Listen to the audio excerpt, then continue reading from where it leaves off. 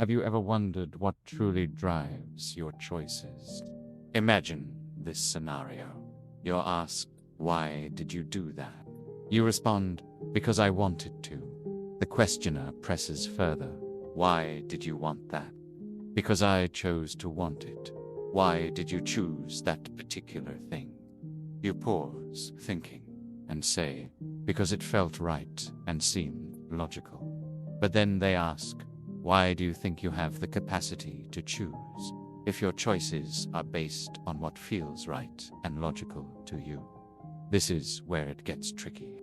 You hesitate, unsure how to answer. Now imagine they begin to explain.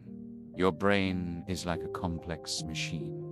Its neurons firing, your subconscious shaping decisions long before you're aware. It's a combination of biology, environment, and habit.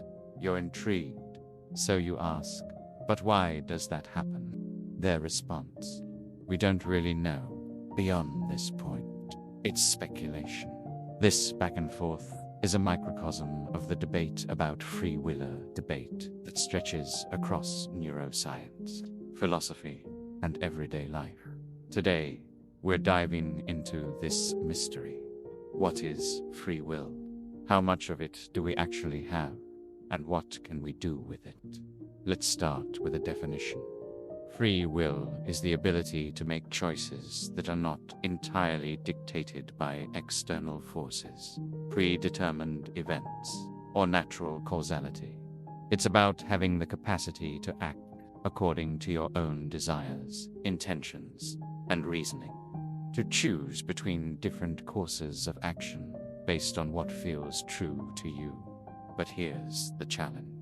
Your reasoning, your desires, and even what feels logical are all shaped by countless influences. Your upbringing, biology, environment, past experiences. They all leave their fingerprints on your choices. So, are your decisions truly free? Or are they just the echoes of everything that has shaped you? This question has puzzled philosophers for centuries. And as neuroscience progresses, the waters only get muddier.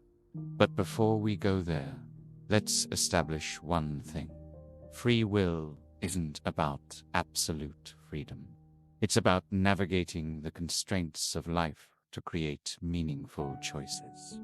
Free will isn't constant. It fluctuates based on circumstances, knowledge, and even biology. Think about a child born with severe health conditions. They have free will, but it's limited. Their ability to choose is constrained by their physical reality. Now, consider a smoker. On paper, they can choose to quit, but their addiction narrows their freedom. Every cigarette reduces their ability to act as a fully healthy person. Their choices are shaped and limited by the consequences of their habit. These examples show that free will exists on a spectrum. It's not all or nothing. It moves between two realms. The realm of what we can do and the realm of what we can't.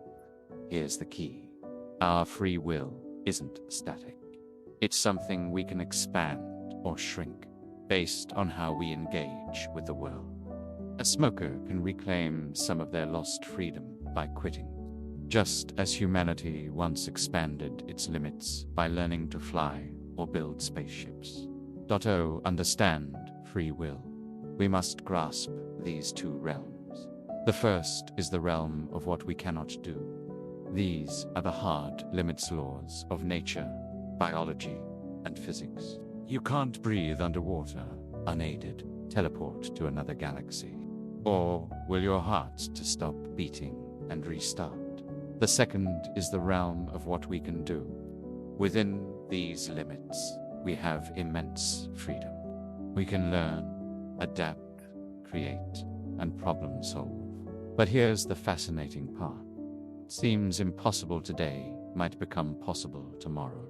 Centuries ago, humans couldn't fly. Now, airplanes are routine. At one point, space travel was unthinkable. Today, we're exploring Mars.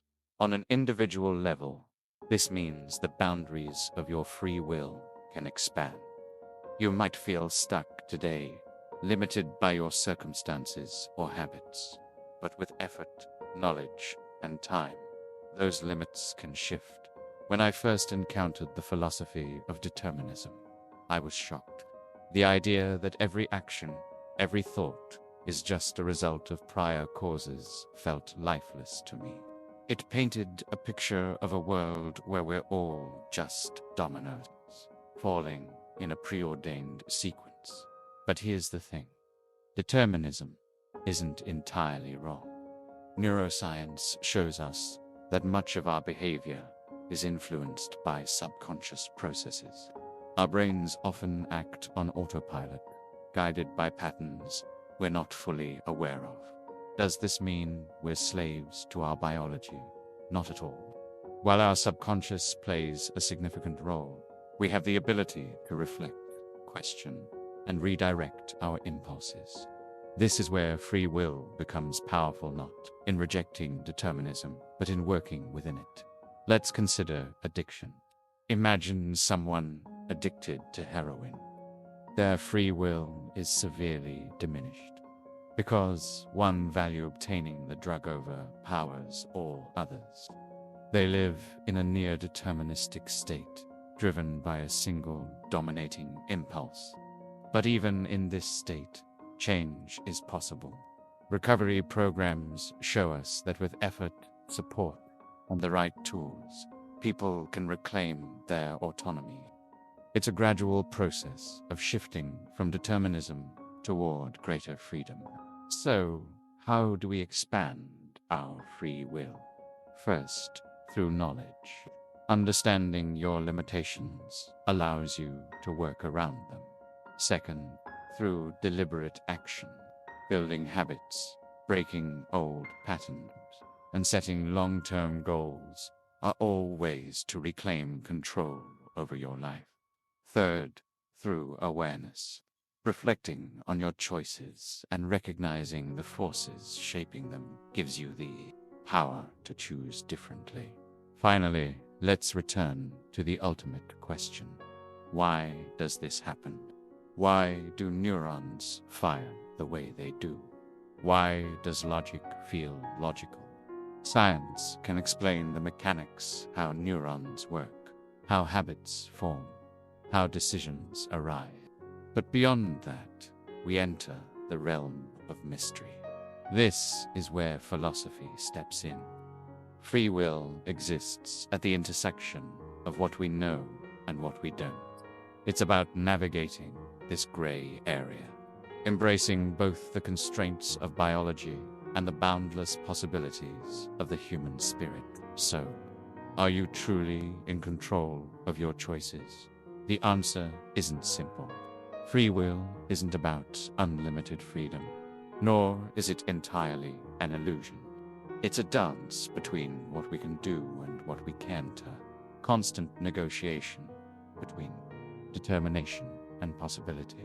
Your task is to recognize your limits, embrace them, and then work to expand them. Every choice you make, every step you take, is an act of shaping your own reality. So, what will you do today to expand your possibilities? How will you use your free will to create a better tomorrow? Thank you so much for watching until the end. I truly appreciate your time and attention. If you enjoyed this video, please consider liking it, subscribing to the channel, and hitting the notification bell so you don't miss any future content. I'd also love to hear your thoughts on today's topic, so feel free to drop a comment below. Let me know what you think about free will or any ideas you'd like to explore next. Your feedback is always welcome and helps shape what's coming next.